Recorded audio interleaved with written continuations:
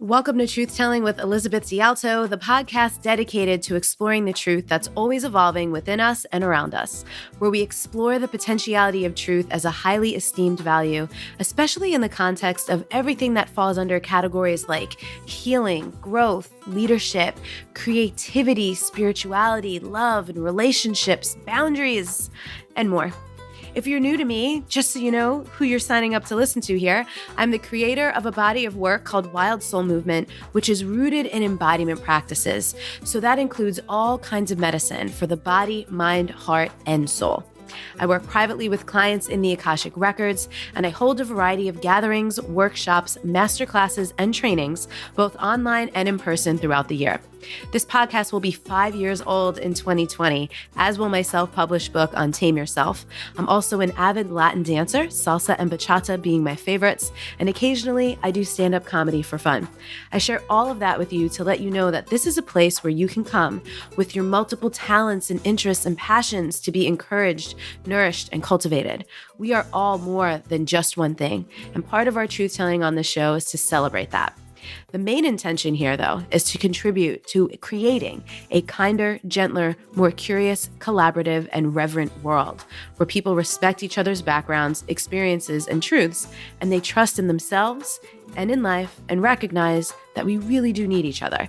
So we publish episodes twice a month, and if you want to know when they're going live, you can follow me on Instagram at Elizabeth D'Alto. You can also enter your name and email anywhere at wildsoulmovement.com. and you will get updates from us. One last thing, no episode of this show is ever meant for everybody, but they are all meant for the right person at the right time. So thank you so much for being here with me. That was an introduction to the show. Now, let me tell you more specifically about today's episode. Hello, everybody. This is our third episode of 2020, but in a way it feels like the first episode because this is our shift into a different format for a lot of these shows. If you listened to the podcast last week or if you get my emails, you know that I'm shifting away from doing as many episodes, period, and definitely not as many interviews this year. I'm doing a format where I will do some live recordings at events and workshops and classes that I host and give you all a little behind the scenes ears into what goes on there. Of course, keeping people's, privacy and voices edited out of those things. It'll just be about sharing the content and answers to people's, deep questions related to everything that we do in Wild Soul Movement, our embodiment practices, our body, mind, soul, and heart work that we do here. And as well, I am integrating a little bit more. I do a lot of writing on Instagram. It's funny because those of you who've been with me for many years, many years ago, I used to blog. But when I started the podcast in 2020, I stopped blogging because this was my main, this is my content. This is where I create. It's so much easier.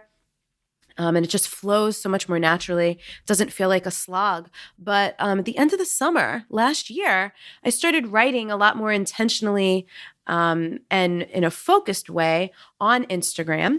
And so one of the things I'll do when I do some solo episodes on the show this year is just go deeper, right? Because on Instagram, again, those of you who've been around for a while, and if you're new, you don't know this about me, but others will, I'm really into context and nuance. Like we need details, we need backstory if we're really going to understand and form, rooted, grounded, thoughtful, valuable opinions, right?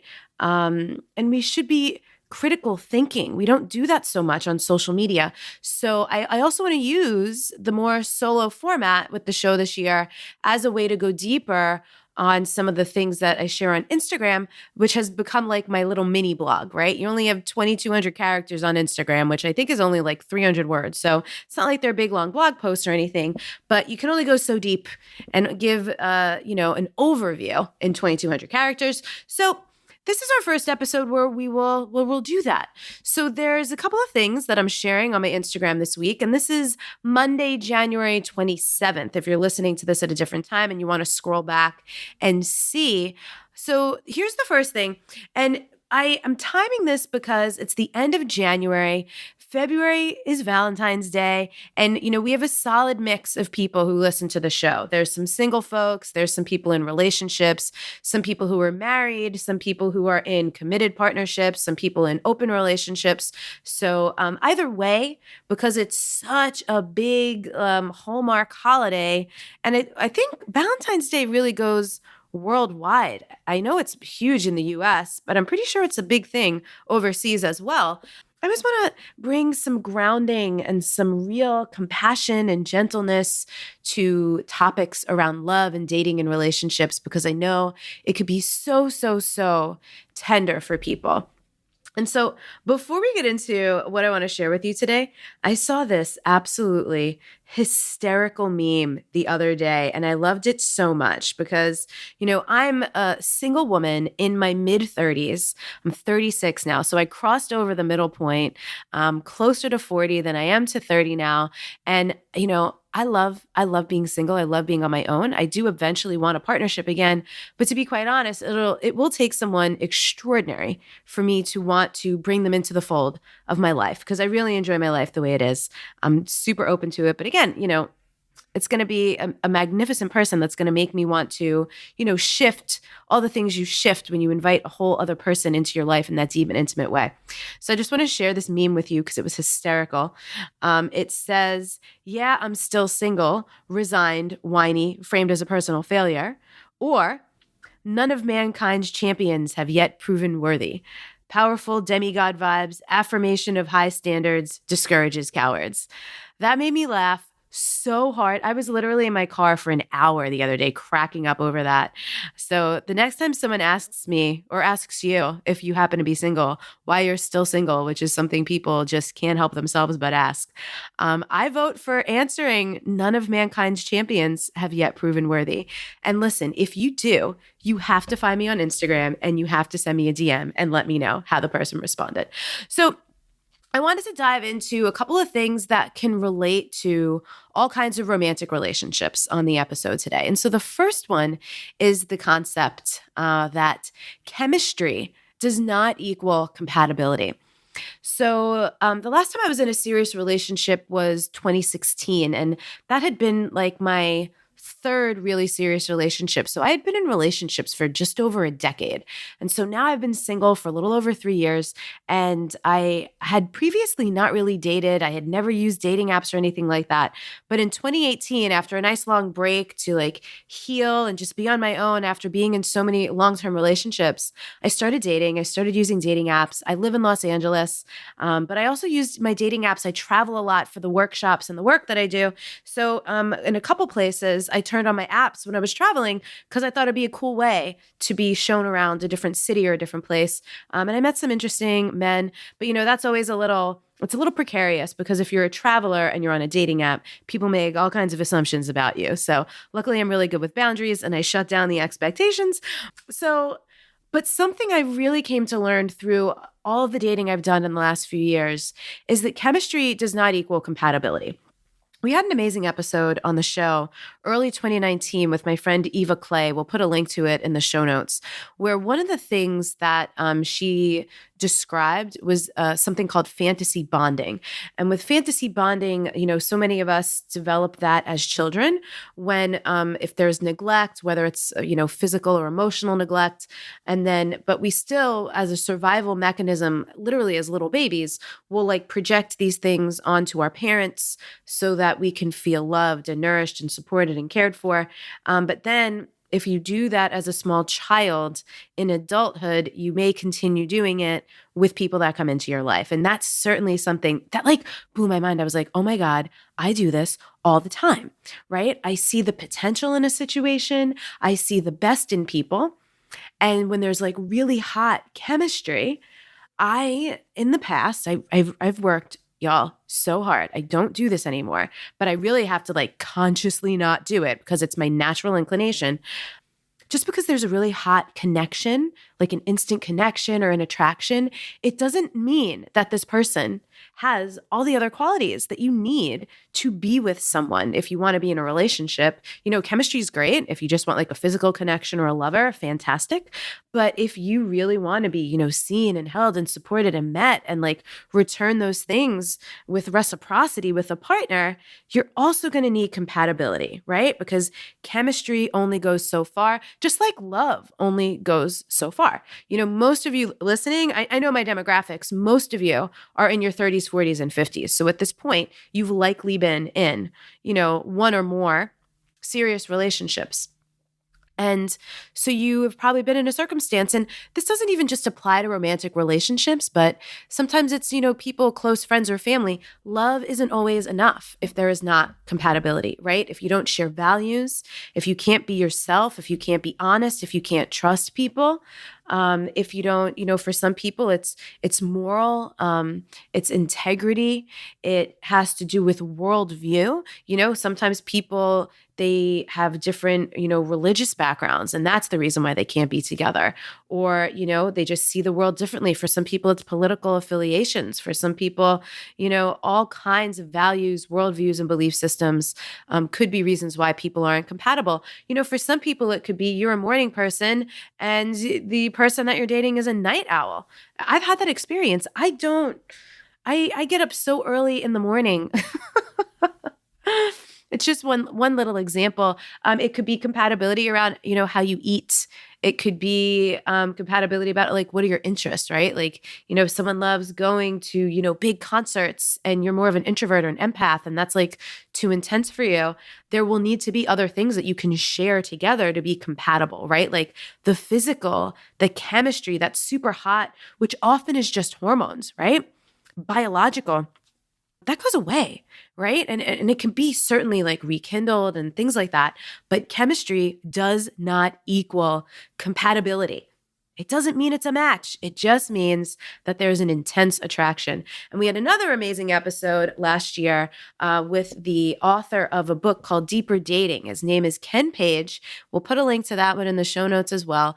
And Ken Page teaches on something called attractions of inspiration and attractions of deprivation. So often, those initial like super steamy hot attractions where like you lock eyes with someone and you're like, "Ooh, my goodness," and you could like feel it from across the room, often that's a red flag. That's actually a danger zone because it's those kinds of steamy hot attractions that will sometimes tempt us to, compromise our values, our desires, and our needs. So chemistry, again, I repeat, does not equal compatibility. So the other thought, so there's 4 thoughts. This is the second one. This one is medicine for the too much wounds. And listen, I know my audience, so it's like a bell curve. A lot of people who listen to this show, there's a reason why you were drawn to me, and it's because you can relate either to my energy or the things that I talk about or how I talk about them, or you've had similar experiences. So one of my greatest wounds that I have worked through and still is something that like it's almost ever present, right? I always have to check around it to see if it's impacting my choices, my behavior, my responses to things, is a real deep wound around being too much, being afraid of being too much or feeling like I'm too much. And in some cases, being told I'm too much.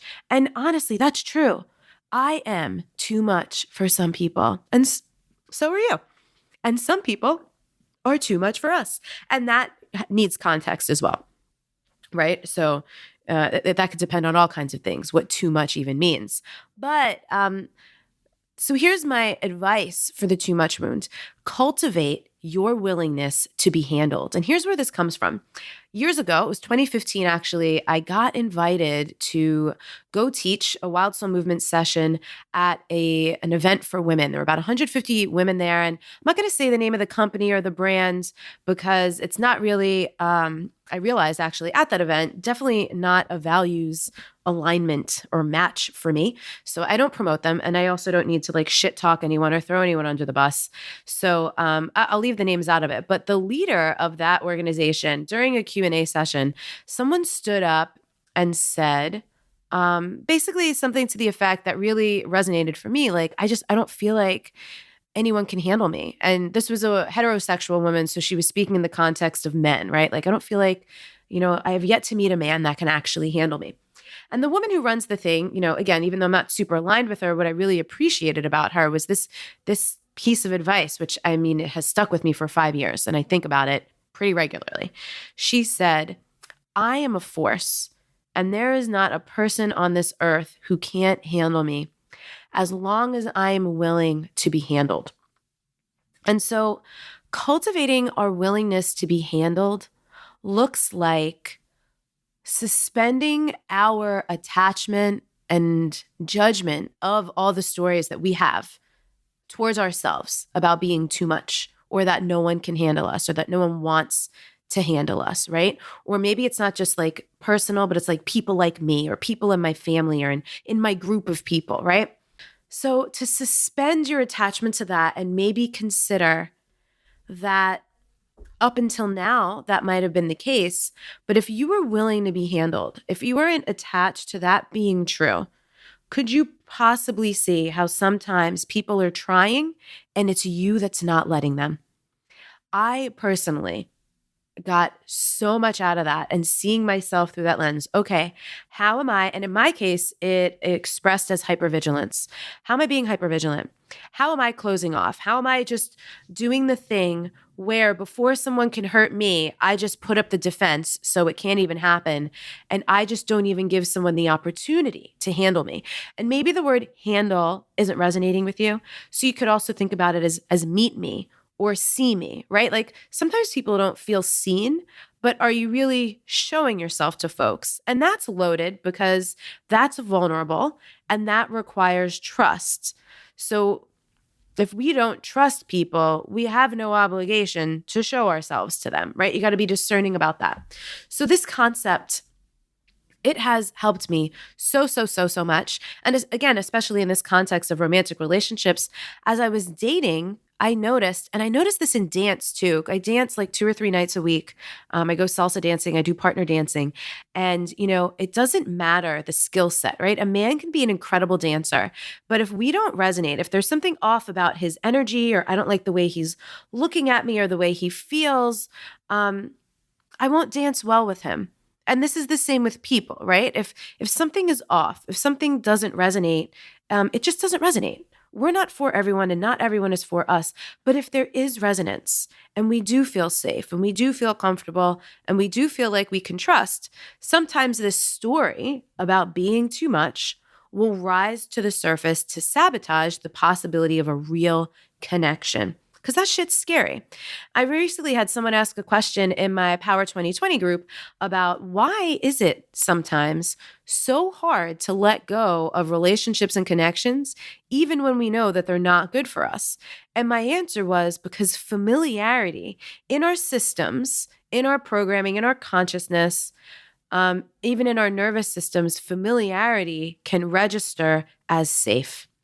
So even if the familiarity is a form of abuse, or, mistreatment or anything like that, because we know it, it might feel safe. It might feel comfortable. And something that's better for us might come along and feel unsafe just because it's unfamiliar. And so that's when we really need to have consciousness around, observing ourselves and our interactions with people, and also the congruence between what we say we want and what we're actually accepting in our lives. So that's the medicine for the too much wounds. I would love, if you have any additional questions about that or you want to go deeper, email us at hello@wildsoulmovement.com or shoot me a DM on Instagram and let me know. Because I know, we can go in on that all day. But that's what I wanted to say about it for this episode. So my next point to share today is that people with tough exteriors also have the most sensitive interiors. So last week in the interview with my friend Stacey Jordan Shelton, towards the end, we talked about being the strong friend. Some of you might have seen these memes that float around sometimes that say, check on your strong friend. And the truth is that people who are strong because they have to be, right? Some people have like an innate sense of strength or resilience, but most people we know who are strong have to be strong, whatever it is. They have to take care of a family or themselves, or, they grew up young, meaning, whatever was their situation growing up, they had to, mature fast to handle a situation in a household or something. There's a bunch of reasons why people might be strong, but just because someone is strong on the outside, it doesn't mean that they're not sensitive on the inside. That also doesn't mean they're pretending, right? But sometimes we just, again, we don't owe everyone our vulnerability. We don't owe everyone our truth. We don't owe everyone every single part of us. And so often the strength is what people will lead with, right? And then once they know that they can trust someone, they'll let you in and you can see how tender and sensitive they are. And, this I can definitely speak from experience because I am literally one of the most sensitive people you'll ever meet. I cry at all these friggin' commercials.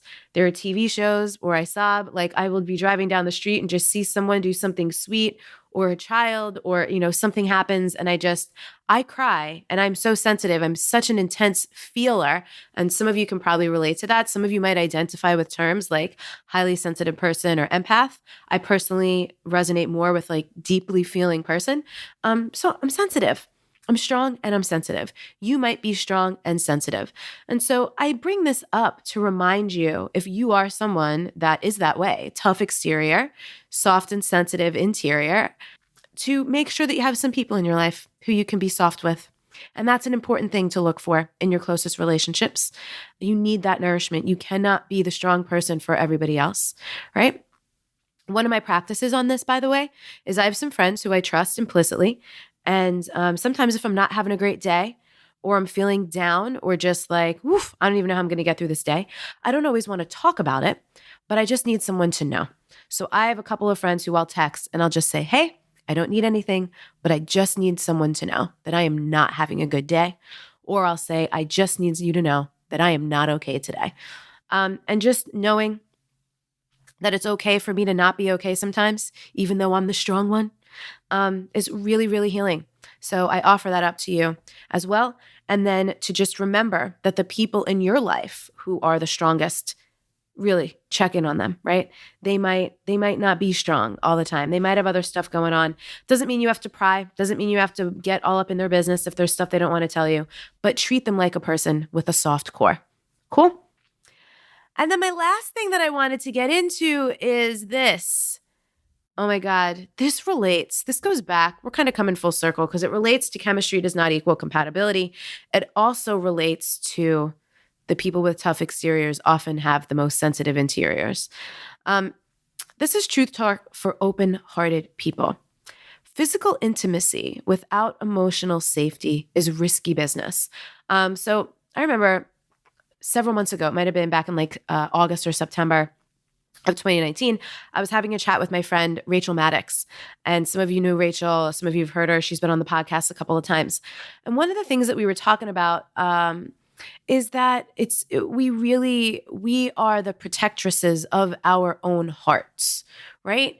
And we love hard and we love easily. So we just have to be careful about who we become intimate with in which ways and check in with the heart, right? Is this good for my heart? And what's interesting, and I don't speak for Rachel on this, I speak for myself, just to be clear.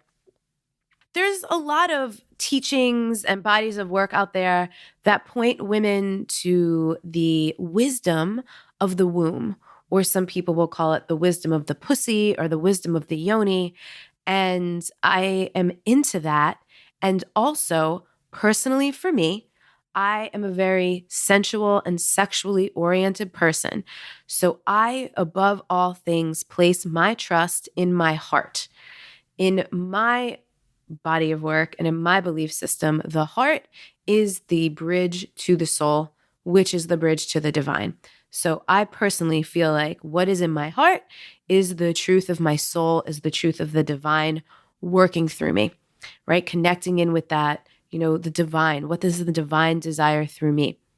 And for me personally, sometimes the signals and the messages that I'm getting from the pussy are not good for my heart, right? Sometimes, again, those attractions of deprivation, those instantly hot, like, oof, this would be fun. This would be amazing.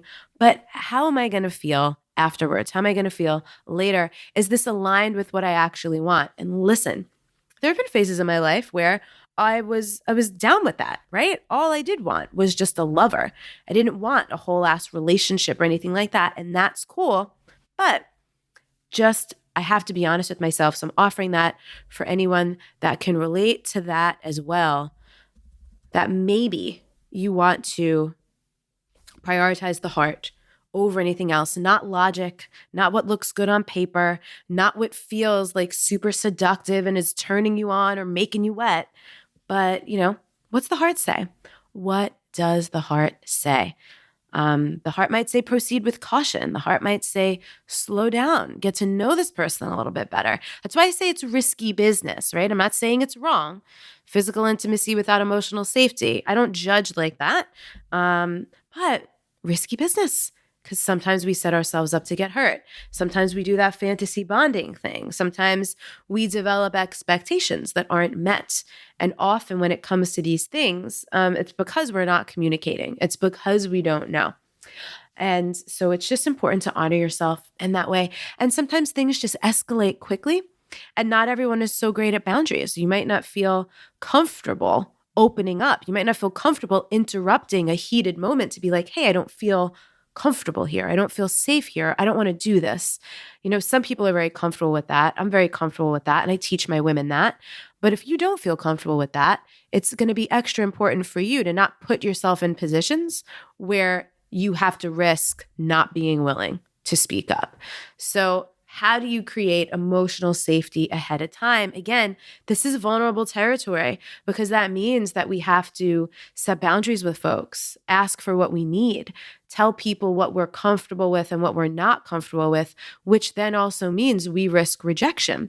We risk people being like, well, I don't want to do that, which then brings us back to the too much wounds because then we feel like, well, I shouldn't have said anything. But again, if not saying something means compromising your morals, your integrity, your desires, or just wherever you are right now and whatever you actually want, I don't think that's worth it, y'all. You really got to honor yourself. And you're allowed to change your mind. So physical intimacy without emotional safety. It's risky business. And those are my thoughts on that. So this is a shorter episode. I'm going to wrap it up here. I hope any of that was interesting or useful to you, gave you maybe some perspective or something to think about. Gave you an ability to perhaps reflect on past experiences and see why something may or may not have gone the way you wanted to. And if you blamed or shamed for yourself for that, maybe give yourself a little grace, forgive yourself. We do all kinds of things when we don't know what we don't know. And as we grow and we heal and we gain perspective and consciousness and awareness and hone our skills, we can look back sometimes and be like, oof, that was not a good choice, but we didn't know. We didn't know. I'm always going to encourage you to be easy on yourself about the things you didn't know, but take those damn lessons and make them useful, right? So thank you so much for listening. I will also let you all know something I'm so excited about. And that is our brand new Wild Soul Sacred Body monthly membership. Now, those of you who've been around for a while know that over the years, I have experimented with monthly memberships before. So I'm going to do a soft launch of this. I'm going to call it a beta, and we are going to give it a try for 3 months so we could decide together as a community if we like it, if we love it, if there's anything I should tweak to make it more meaningful for us. Because here's the deal. I have been running a program called Wild Soul Movements for many years. And then I named it Power. That was a signature course with a curriculum where, it's my best healing work that I do with women in a closed container. And this past year, when I was enrolling for Power, I was noticing some things coming up, not only with the people who were thinking about joining, but also with myself in terms of, how I serve and how I do my work and how I share my work in the world. And one of those things was I did 2 embodiment parties in the month of December. And the live gathering, the energy to the live gathering was so electric. And gathering has always been a big value for me in my business, bringing people together. So our audience is global. We have women from all over the world. Last year, for the first time in 2019, I went and I ran a workshop in London. I went to Australia and I ran 2 different workshops. So this is a global operation, y'all. And bringing women together, giving women opportunity to meet each other, like-minded women, right? Because some of you might have a lot of community where you live and some of you might not.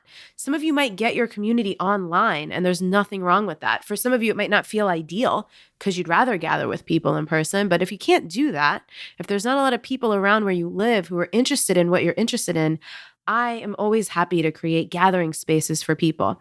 So I sent out an email the other week, which many of you responded to. Over 200 people responded to that email when I asked for votes on what we should name the membership community. And I didn't tell you that it was a membership community because I wasn't ready to share that yet. But this is what it is. It's going to be a sacred gathering space. Think of it as your sacred home online to gather with women just like you and come participate in live Wild Soul Movement sessions. Everything will be recorded. So if you can't make it live, that's okay. But we will give you an opportunity for live gatherings. We'll switch up the times throughout the course of the month so people in other time zones have an opportunity to make it live sometimes. So I'm going to do 2 Wild Soul movement sessions a month. And then we'll also do on the other weeks check-in calls, right? How are you doing? What's going on? Do you have questions? This is truly, it's about gathering. It's about being in community. It's about healing. Some of our gatherings sometimes will be around the full moon or the new moon. We'll be able to do ceremonies and rituals together. And as well, something that I've been wanting to do for so long. So I've had this podcast for almost 5 years now. And there's so many brilliant guests who have been on the show, some of whom are like some of my dear friends. And offline, we chat about all kinds of things. And so I've been really wanting to have more like roundtable discussions where it's not just an interview and it's not just me and one other person, but maybe me and 2 or 3 other people. And we're jamming on a topic and sharing our perspectives and experiences. And you all can come participate in those and listen and ask questions and learn in that context. That feels so fun to me. And because I travel so much for workshops and teacher trainings throughout the year, I'm also going to have more live gatherings. Girls' night outs. If some of you want to come, often when I travel, I find a place to go salsa dancing. Some of you want to come out dancing, whether you dance or not, like why not gather with a bunch of wild soul women? So we will have this online hub where we gather, and it will be called Wild Soul Sacred Body. We'll do online gatherings. We'll do in-person gatherings. Anyone who's a member will also get discounts on all kinds of other things I offer, like Akashic record readings, these master classes, and roundtable discussions I'm going to be doing with some of my friends and colleagues. So it is going to be so freaking exciting. And the other thing, after I ran enrollment for Power 2020, one of the things I did was survey people to see, why people didn't join if they were interested. And a lot of people said money. So I also wanted to be able to create something that's it's like a no-brainer, so easily accessible for folks. So for Wild Soul Sacred Body, for a monthly membership, it's just $39 a month. Or if you want to pay for 3 months upfront, that's $105, which I think that's like a 10% discount. Then if we decide to do it, like if we love it after we test this thing out for 3 months and we decide to just make this something we always do, I will also give you another discounted rate for anyone who wants to join for the full year. So we'll cross that bridge when we get to it. But if you want to join, which you can now do, Wild Soul Sacred Body, you can head on over to wildsoulmovement.com/gather. Okay, that's going to be our code word. Our code word is gather because that is what we aim to do in that space. I am so excited about this. I kind of anticipate falling in love with it, but I know myself and I want to give us a trial. So that's why we're doing the beta. So again, if you want to check it out, head on over to wildsoulmovement.com/gather. I will be so excited to gather and join with you. And we'll do our first official gathering the first week of February. I'll let you know more details and dates on that. And as well, for people, by the way, who don't want to commit to a monthly thing, that's cool. Any of the gatherings I do in the space will also be available as one-offs for anyone who just wants to do an occasional Wild Soul Movement session or a full moon circle or something like that. It's just a little more discounted. It's a much better deal if you do the monthly thing. So, all right, everybody, thank you so much for listening. Share this up if you dug it. Check out Wild Soul Sacred Body if you're feeling it. And our next episode, because we're only publishing twice a month now, will go up on February 10th. So we'll be back kicking for Valentine's Day week, and I will see you then. And so it's like when people are really hyper controlling and very rigid, I'm like, yeah, disagreement is not disrespect. They're very authoritarian. I'm like, no, disagreement is not disrespect. People have agency. People, have their own way of doing things. I have to even remind myself as a parent, like, not to manage the process, focus on the outcome. So like I don't get to stand over my kids and, dictate the order that they wash the dishes in. Like